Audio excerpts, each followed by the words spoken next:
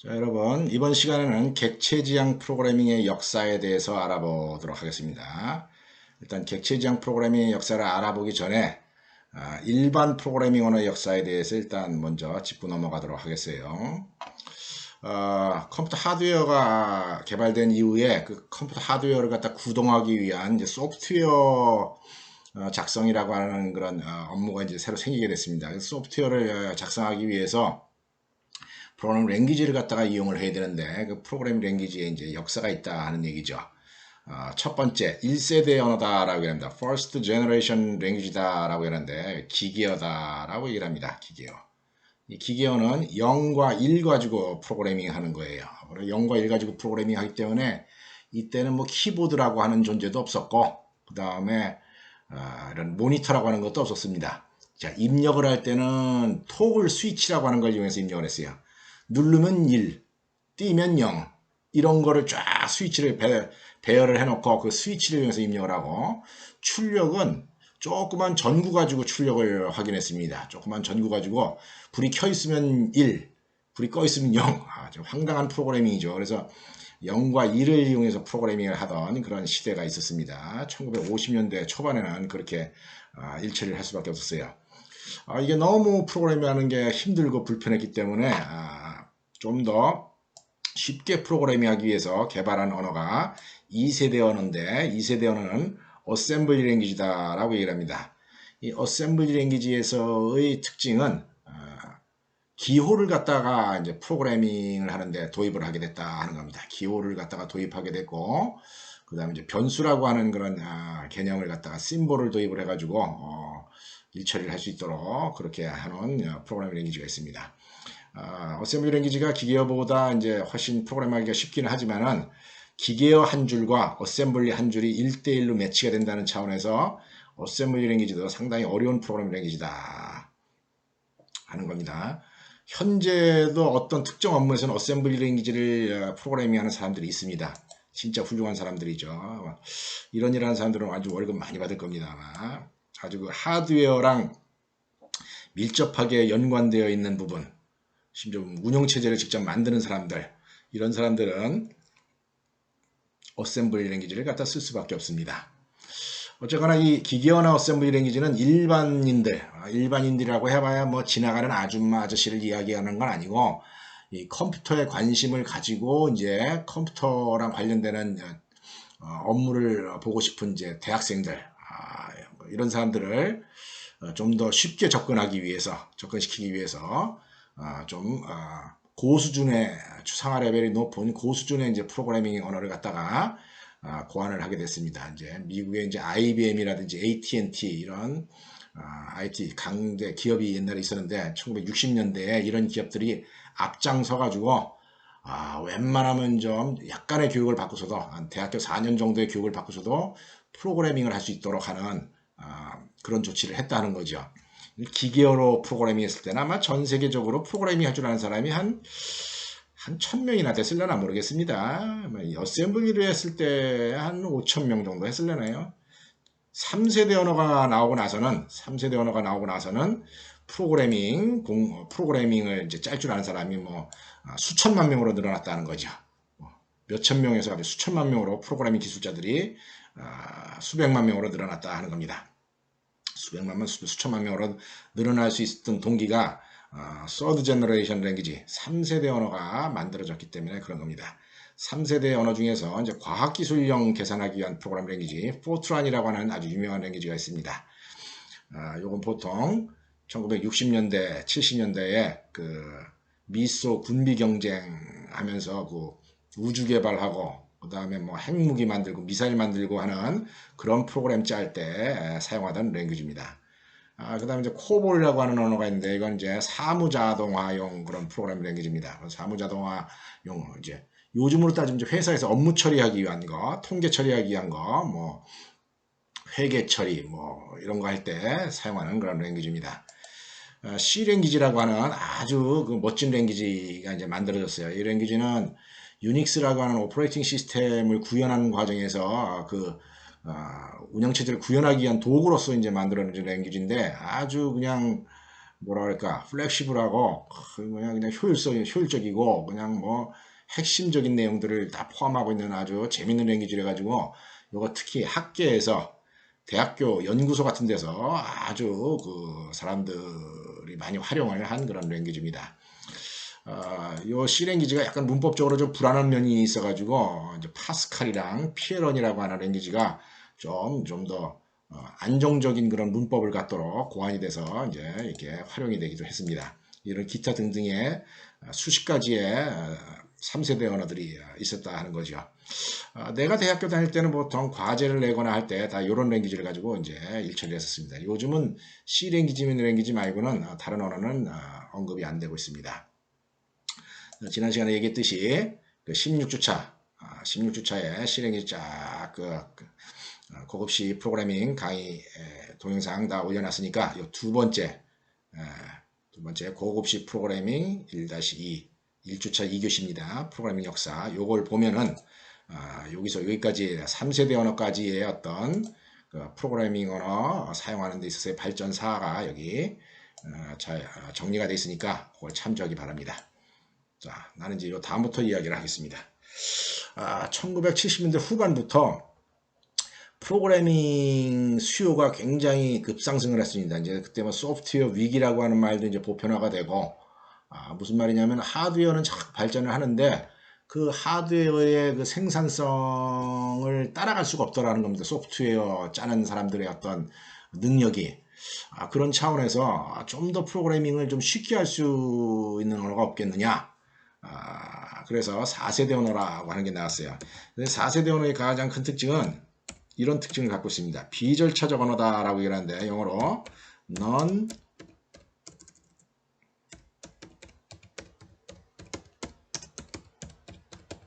non-procedural language다 라고 보통 이야기를 합니다. 비절차적 언어. 우리 보통 프로그래밍 할 때 제일 힘든 게 뭡니까? 명령어를 명시할 때 순서가 아주 정확해야지, 순서가 조금이라도 틀리면은 윗줄에 있을 때 윗줄에 있어야 될 문장이 아랫줄에 있다든지, 아랫줄에 있어야 될 게 윗줄에 있다든지, 순서가 바뀌면은 영 엉뚱한 결과를 야기시키죠. 그죠? 우리가 짜는 그 3세대 언어들 다 프로시저럴 랭귀지였었는데 4세대 언어의 가장 큰 목적 중에 하나는 대충 짜도 원하는 기능이 이루어질 수 있도록 하자 하는 그런 목적으로 만들어진 게 4세대 언어입니다.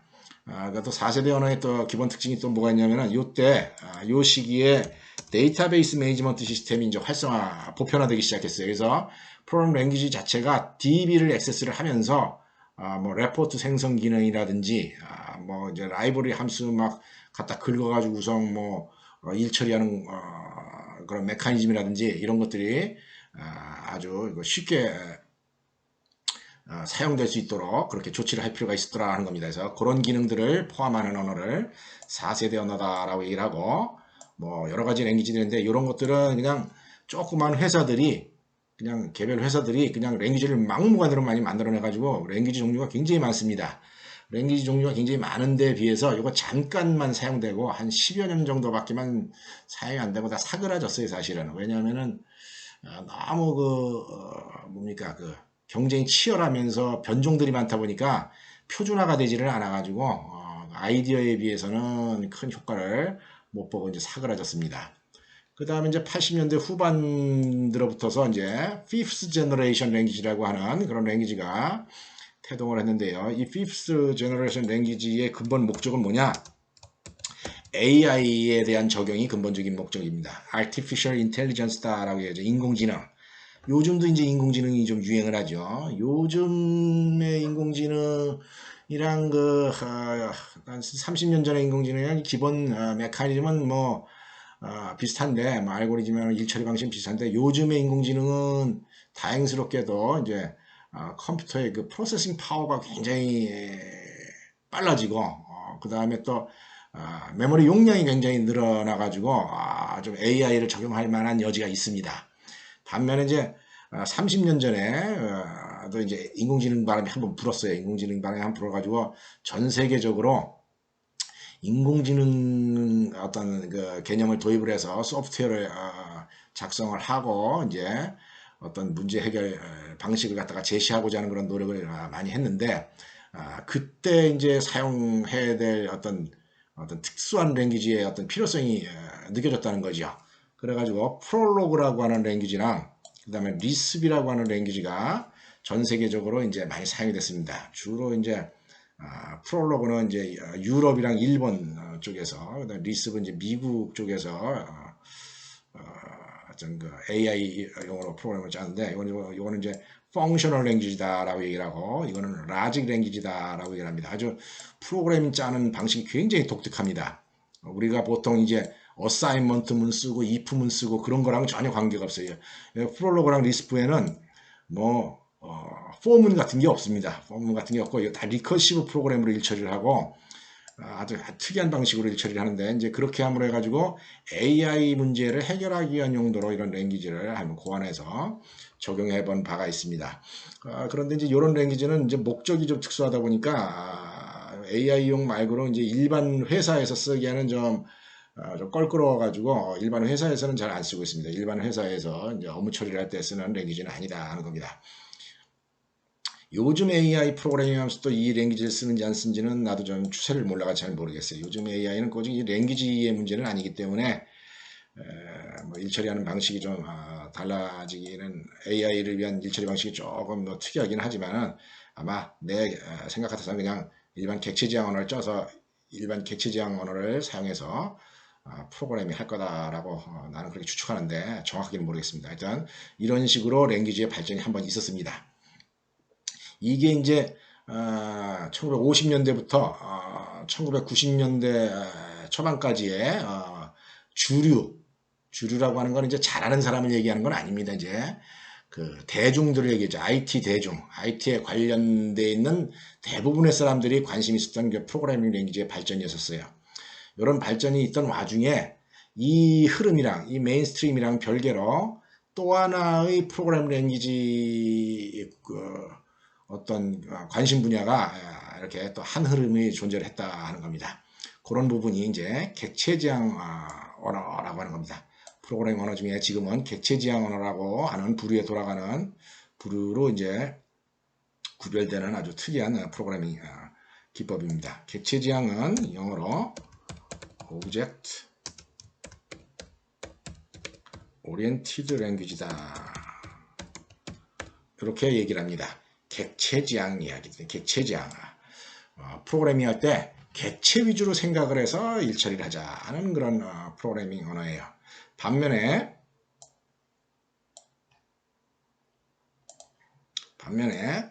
우리가 기존에 많이 사용했던 그 C랭귀지 같은 거 3세대 언어는 우리가 뭐라고 해야 하면은 프로세스 오리엔티드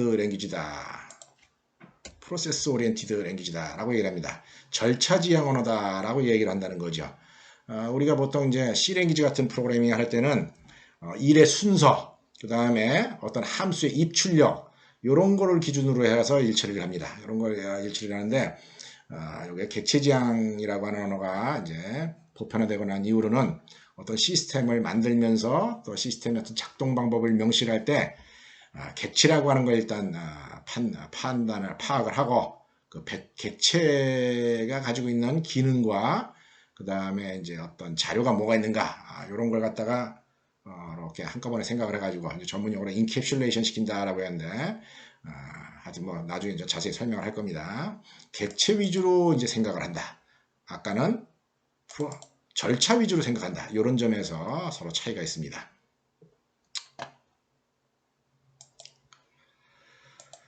내가 가끔 일시 중지를 누르고 물 한 잔 먹고 수업을 해야 되니까 여러분들 이해하기 바랍니다.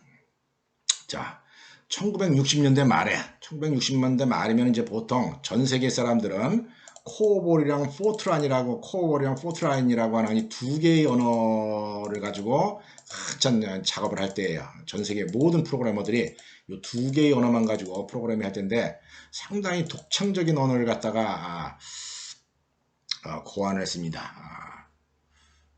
노르웨이에 있는 연구자들인데요. 노르웨이 어떤 대학의 연구자들인데, 이 두 분이 시뮬라 67이라고 하는 그런 랭귀지를 갖다가 고안을 했어요. 이걸 고안을 하는 과정에서 자료 추상화라고 하는 개념을 갖다가 이제 랭귀지에다 도입을 하고, 그 다음에 이제, 뭡니까, 클래스라고 하는 개념을 갖다가 이제 처음 생각을 해내고, 뭐 이래가지고 아주 훌륭한 랭귀지를 갖다가 이 사람들이 랭귀지의 어떤 사용 방법이라든지 의미 이런 걸 갖다가 정의를 해서 논문에다 발표를 했다는 거죠.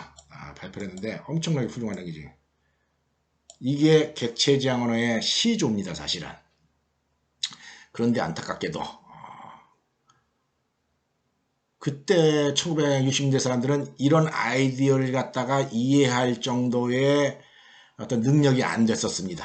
이분들은, 이 언어를 만든 분들은 이제 시대를 잘못 만난 거죠. 너무 천재적인 그런 랭귀지를 제안을 했기 때문에 오히려 사람들의 관심을 갖다가 못 얻게 됐습니다. 관심을 못 얻어가지고 그냥 이 사람들은 이런 언어가 있다라고 이제 발표하면서 다른 사람들이 나중에 이제 찾아보니까 이 사람들이 원조구나 하는 그런 차원으로 이제 언급되기만 하지 뭐 실제 활용이 되거나 하는 그런 언어는 아니다 하는 겁니다. 그럼에도 불구하고 객체지향이라고 하는 개념을 랭귀지에 처음 도입한 거다 하는 거예요. 그러고 나서 1960년대 70년대 내내 60년대 70년대를 통해 가지고 아까 얘기한 이 3세대 언어가 어떤 주류를 형성을 했습니다. 컴퓨터 프로그래밍 하는데 주류를 형성을 하고, 그때 특히 이 포트란이랑 코볼이 이제 주류였어요. 뭐 좀 60년대, 70년대, 뭐 80년대 초반까지 아주. 코볼 같은 경우에 심지어 우리나라 같은 경우에는 90년대에도 이제 사용한 그런 회사가 있었습니다. 이거 보통 은행이라든지 증권업계 이렇게 금융계통에서 많이 짜는 프로그램인데, 내가 알기로 90년대까지도 심지어 얘네들이 사용이 됐어요. 요거 대용이 나중에 이제 피에로로도 대치가 되기도 하고 그랬는데, 하여튼 이 두 개의 언어가 메저리티였다는 겁니다. 그런 와중에 미국에 이제 제록스라고 하는 회사가 있습니다. 미국에 제록스라고 하는 회사가 있는데, 이 제록스라고 하는 회사는 여러분들 뭐 하는 회사인지 모를 수도 있겠지만은 유명하기로는 이제 프린터 만드는 회사입니다. 프린터 계통의 어떤 사무용 자동화 기기들 만드는 회사예요.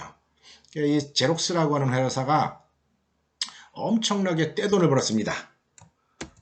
1980년대 제록스라고 하는 회사가 엄청나게 떼돈을 벌었어요. 떼돈을 벌어가지고 어떤 일을 했느냐, 캘리포니아에 알로팔토라고 하는 데가 있는데, 거기다가 이제 제록스 연구소를 하나 세워가지고 그 연구소에서 돈을 엄청 대줄 테니까, 왕창 대줄 테니까 미래 먹거리를 한번 개발을 해봐라, 이렇게 오더를 내렸습니다. 그래서 우리가 요즘 사용하고 있는 거의 모든 컴퓨터 환경의 기초들이 이 제록스가 세운 알로팔토 연구소에서 다 개발이 된 겁니다. 네트워크 기술의 기초도 그렇고, 뭐 프로그래밍 랭귀지도 그렇고, 심지어 우리 지금 보편적으로 사용하는 윈도우 시스템 같은 것들도 기본 아이디어가 제록스 회사에서 만들어서 구현하는 그런 케이스다 하는 거죠. 그래서 제록스가 이제 일을 이렇게 하는 과정에서 이 연구소에 있는 알렌 카이라고 하는 아주 훌륭한 교수님 계시는데, 이 알렌 카이라고 하는 분이 리드를 해가지고 이런 생각을 한 겁니다. 프로그래밍 랭귀지의 어떤 필요성은 점차 증가를 하는데 사람들이 프로그래밍 랭귀지를 배우는데 너무 어려워하더라. 여러분들도 솔직히 프로그래밍 랭귀지인데 배우는데 어렵죠. 그죠? C 랭귀지 배우는데 굉장히 어려웠죠. 그거 하나도 어려울 거 없는 겁니다. 옛날 사람들은 기계어로 프로그램 짜고 어셈블리 프로그램 짜고 막 엄청나게 열악한 환경에서 프로그램 짤 때 그 프로그래밍 언어 배우는 거에 비하면은 C 랭귀지 같은 거는 그게 뭐 어려운 것도 아니에요. 그리고 또 여러분들 지금 IT 공부를 하고 있는 거, 여러분들이 만약 이공계 출신인 경우에 IT 공부를 하고 있다는 걸 갖다 엄청 다행스럽게 생각을 해야 돼요. 여러분이 만약에 타대학 혹은 타대학에 가가지고 기계공학을 공부를 한다든지 건축공학 혹은 뭐 조선공학, 우주공학, 뭐 원자력공학 이런 공학을 공부한다고 생각합시다. 먹고 살기 위해서. 그거 다 뭐 시작해야 되는 건지 압니까? 여러분들 무조건 수학해야 돼요. 무조건 수학. 한 학기에 두세 과목씩은 수학 과목을 해야지 됩니다. 여러분들 우리 수학의 숫자도 보통 안 꺼내죠. 수업하면서 여러분들 굉장히 지금 쉬운 내용을 공부를 하는 반면에 나중에 취업을 해가지고 어떤 뭐 굉장히 월급 많이 주는 기업에 취업할 여지가 있다는 그런 차원에서는 IT 공부하는 환경이 무진장 뭐랄까 수월한 환경이다라고 하는 걸 여러분들 뼈저리게 깨달아야 됩니다. 그럼에도 불구하고 이런 과목이 어렵다 해가지고 금방 때려치고 하는 학생들은 사실은 뭐 내가 대충 보기에 이제 부모님 잘 만난 거죠. 뭐 부모님이 워낙에 뭐 금전적으로 여유가 있으시다 보니까 여러분들 유복하게 키우고 뭐 여러분들 또 대충 졸업만 하면은 또 장사 미천도 대주고 그럴 테니까 뭐 특히 공부할 필요성이 없어가지고 공부를 안 하는지는 모르겠지만서도 여러분들 IT 과목이 그나마도 이공계 중에서는 제일 공부하기가 수월한 과목이다. 이런 점 꼭 기억해야 됩니다. 어쨌거나 제 알렌 카이라고 하는 분이 프로그램 랭귀지를 아주 쉽게 배울 수 있도록 하자. 그런 차원에서 랭귀지를 하나 만들었습니다. 그 랭귀지가 뭐냐면은 이거 잘못 썼는데 여기가 아니라 스몰톡 설명하는 중인데 내가 스몰톡이라고 하는 랭귀지를 만들었다 하는 겁니다. 이 스몰톡이라고 하는 랭귀지의 이름이 참 재밌는데요. 스몰, 요 어린이를 얘기하는 겁니다. 어린이. 그 다음에 톡, 말한다라고 하는 의미를 가져. 어린이가 말하듯이 랭귀지를 배우도록 하자. 그런 식으로 이제 랭귀지 시스템을 이제 보완을 해서 만든 겁니다. 이 언어가 진짜 순수한 객체지향 언어면서 객체지향의 모든 특성을 다 반영을 하고 아주 훌륭한 랭귀지. 진짜 신텍스도 간단하고 배우기 쉽고 또 응용 분야도 그냥 넓고 아주 그냥 멋있는 랭귀지입니다. 이 스몰톡 랭귀지는 지금도 사용이 되고 있습니다. 지금도 이때 1980년대에 이제 80년대에 이게 발표가 됐는데 지금도 사용되고 있고 스몰톡을 처음부터 배운 사람들은 스몰톡이 이 세상에서 최고의 랭귀지다라고 이렇게 얘기를 하고 나도 한편으로는 그런 주장에 동감을 합니다. 스몰톡처럼 진짜 멋진 객체지향 언어가 없어요. 그런데 안타깝게도 이 스몰톡 언어는 일반 3세대 언어 우리가 보통 쓰고 있는 C 랭귀지, 파스칼 같은 언어랑 문법이 너무 달라요. 그래서 일반 회사에서 이 스몰톡 언어를 잘 적용하기가 좀 껄끄러워합니다. 왜냐하면 교육 시스템을 바꿔가지고 스몰톡부터 다시 가르쳐야 되기 때문에 그런 차원에서 우리나라에서는 사용이 거의 안 되고 있다. 대신에 또 이제 그 애플에서 제공하는 어떤 소프트웨어를 메인터넌스 할 때 오브젝티브 C라고 하는 언어를 이용하는데 오브젝티브 C라고 하는 언어에서 이제 스몰톡의 일부분을 사용하고 있다. 이런 점은 여러분들이 우연찮게라도 이제 앞으로 회사에 나가서 일하다 보면은 스몰톡을 이제 만나볼 여지도 있을 수도 있습니다. 아주 굉장히 특이한 신텍스를 가지고 있으면서 배우기 쉬운 언어다. 여러분들 중에서 이제 최근에 입학한 학생들은 1학년 때 교양 과목에서 스크래치라고 하는 과목 배웠죠, 그죠? 스크래치도 그 프로그래밍 하는 기술이죠, 그죠? 그 스크래치라고 하는 프로그래밍 기법이 왜 생긴 거라고 보통 수업 시간에 설명드렸습니까? 그렇습니다. 초등학생도 쉽게 프로그래밍에 접근할 수 있도록 만든 게 그 스크래치예요. 그런 아이디어를 갖다가 알렌 카이라고 하는 분이 4, 50년 전에 지금 1970년대니까 뭐 한 50년 됐겠네, 그죠? 한 50년 전에 그런 아이디어를 해가지고 그런 스크래치 같은 프로그래밍을 만들려고 시도를 했었다 하는 겁니다. 그게 이제 스몰톡이다 하는 거죠.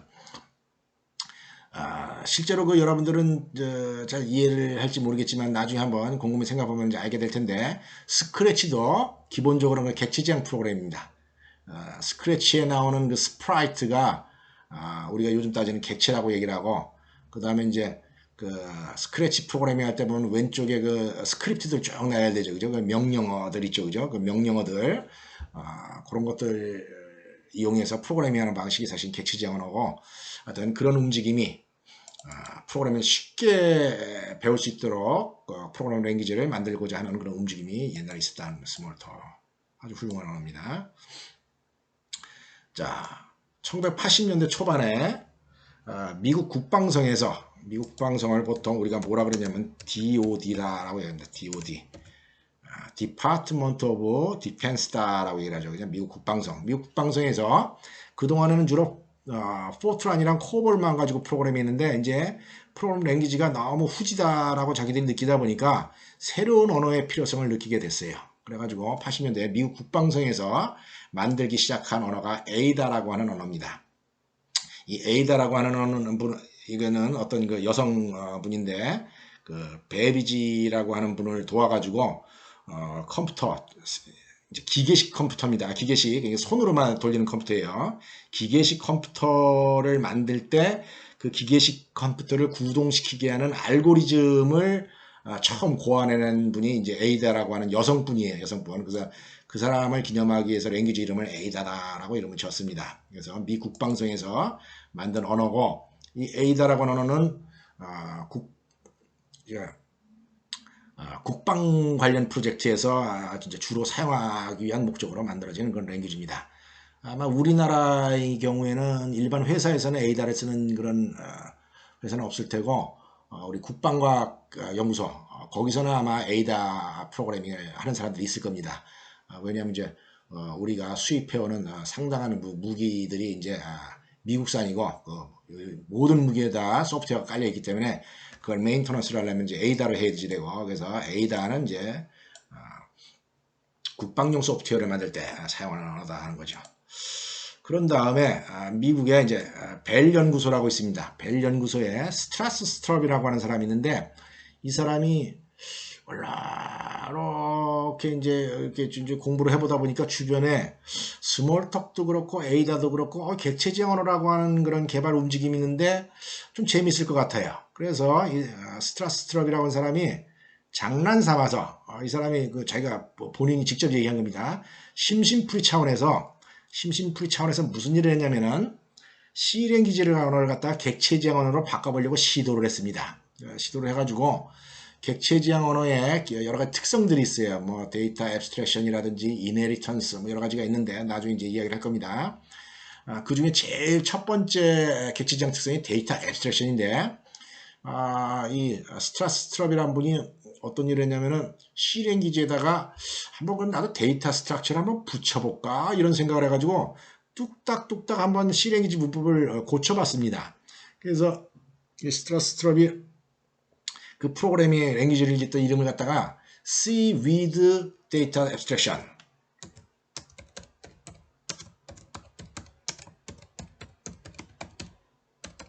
C with Data Abstraction 이런 랭귀지를 한번 만들어 봤습니다. 왜 만들었다고요? 예, 그렇습니다. 장난삼아 만들었습니다. 장난삼아 만들었는데 딱 보니까 이게 발전 가능성이 있는 거예요.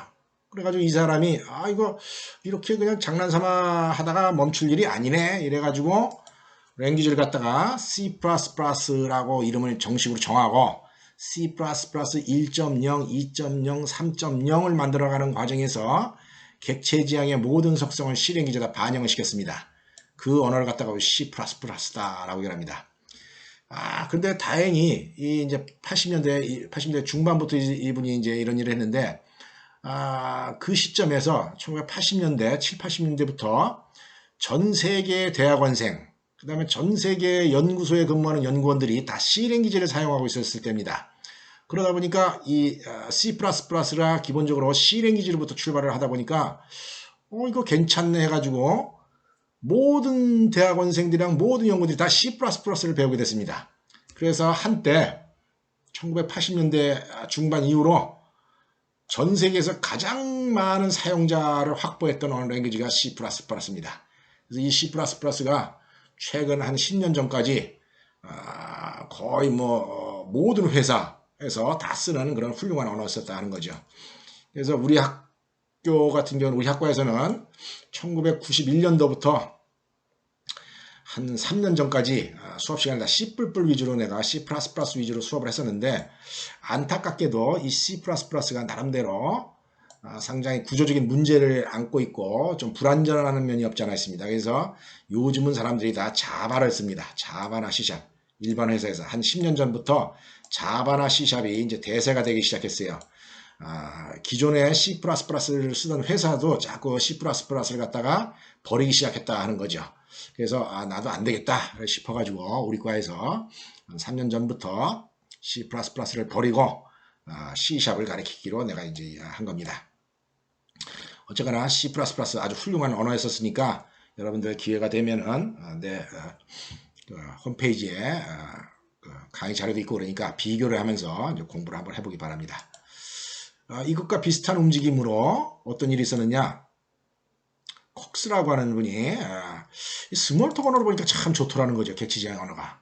근데 자기는 또 C 랭귀지도 좋더라는 거예요. 그래서 이 사람이 무슨 일을 했냐면은 스몰톡이랑 C 랭귀지를 갖다가 짬뽕을 시켜버렸어요. 보통 이런 걸 하이브리드 랭귀지다라고 이러는데 잡종 언어다. 결합을 시켜가지고 오브젝티브 C라고 하는 랭귀지를 만들었습니다. 그래서 일부분의 신텍스는 스몰톡을 이용을 하고 일부분의 신텍스는 C를 이용하는 그런 프로그래밍 언어를 갖다가 만들어서 썼다 하는 거죠. 근데 이 오브젝티브 C는 내가 알기로 애플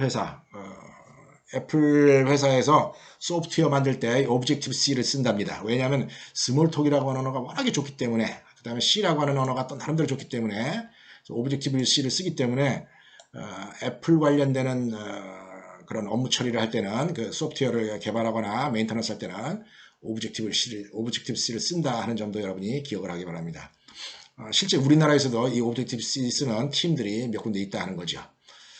그 다음에 이제 그 Ada는 미국에서 만든 거고, 그 다음에 C++도 미국에서 만든 겁니다. 오브젝티브 C도 이제 자꾸 미국에서 이런 언어를 만드니까 유럽 사람들이 자존심이 상했어요. 그래서 유럽 사람들이 단체로 모여가지고 컨소시엄을 갖다가 구성을 해서 에이펠이라고 하는 언어를 갖다가 이제 만든 바가 있습니다. 요즘도 사용하는지는 모르겠는데 하여튼 90년대, 2000년대는 대학교, 유럽에 있는 대학교에서는 에이펠 강의를 하고 그럽니다. 우리나라에서 C++ 배울 때 이 사람들은 에이펠이랑 C++ 배우더라 하는 거죠.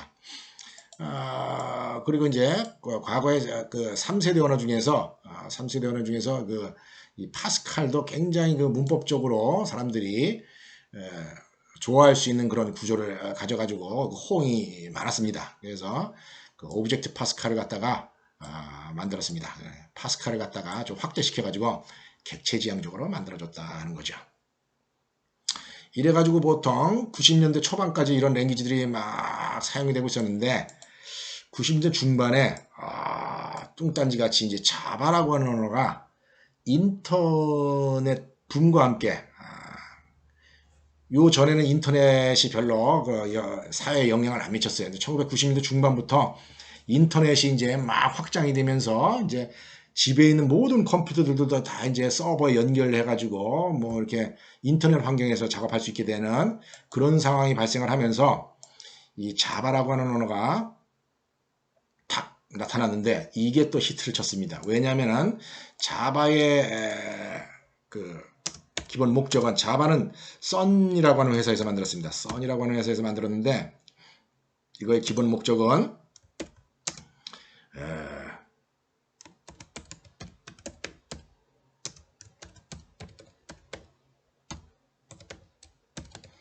플랫폼 인디펜던스를 구현하자 하는 게 기본 목적입니다. 뭐냐면은 컴퓨터가 서로 다른 이질적인 환경에서도 어디는 PC, 어디는 뭐 덱에서 나온 컴퓨터, 어디서는 애플에서 나온 컴퓨터, 이렇게 컴퓨터 기종이 다르고 운영체제가 다른 상태에서도 프로그램을 한번 짜놓고 컴파일 시키면은 그 컴파일한 그 프로그램이 아무 기기에서나 다 돌아가게 하자. 이런 취지로 만든 언어가 자바입니다. 아주 훌륭한 취지입니다. 이 자바를 그런 취지로 만들었는데 그 취지로 만들어 가지고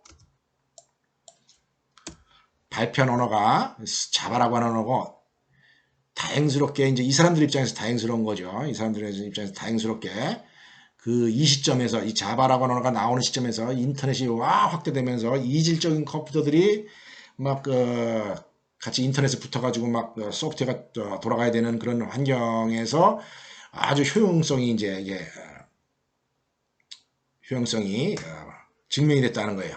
그래서 자바가 1990년대 중반 이후로 초반에는 좀 고전을 했어요. 속도가 느리고 막 그래 고전했는데 내 기억으로는 우리나라 같으면 2000년대 이후로 이제 승승장구하고 있는 중입니다. 요즘은 우리나라 전국의 모든 회사 중에서 거의 대부분이라고 할 정도로 대부분이라고 할 정도가 이 자바를 기본 랭귀지로 이용해서 사용하지 않는가 내가 이렇게 미루어 짐작을 합니다. 아니면은 심지어 랭귀지가 자바랑 비슷하거나 그래가지고 여러분들 대학교 졸업하기 전까지 자바 프로그래밍 랭귀지를 필히 마스터해야 됩니다. 보통 가끔 나한테 이제 졸업생 선배들이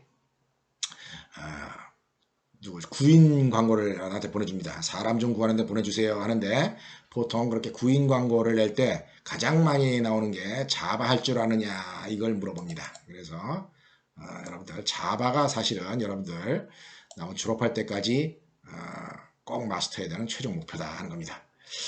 그거 이후에 자바 이후에 마이크로소프트사에서 마이크로소프트 MS사죠. MS사에서 자바를 흉내내고자 만든 언어가 C샵이다. 내가 뭐 내 수업 내용을 갖다가 뭐 마이크로소프트사가 수업을 들으면 내 수업 들으면 좀 기분 나쁠지 몰라도 솔직히 얘기해가지고 요지가 뭐냐 자바 흉내낸 랭귀지가 C샵이다. 이런 정도로 이야기를 하고 요거에 대한 자세한 내용은 이제 다음 기회에 한 다음 정도 시간에 계속해서 하도록 하겠습니다.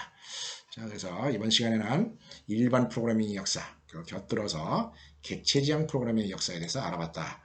우리가 사용하고 있는 현재 컴퓨팅 시스템이 과거에 많은 시행착오랑 또 수많은 그 선각자들의 노력의 결과하고 그 작업 환경이 딱 잘라서 얘기했을 때 무진장 편리해지고 파워풀해지고 쉬워졌다.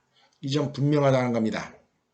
여러분들은 그런 고마움도 모르고 이렇게 공부를 게을리하고 있다는 점에 대해서 내가 참 안타깝게 여기고 있습니다. 하여튼 좀 빨리 정신 차리고 공부 열심히 하기 바랍니다.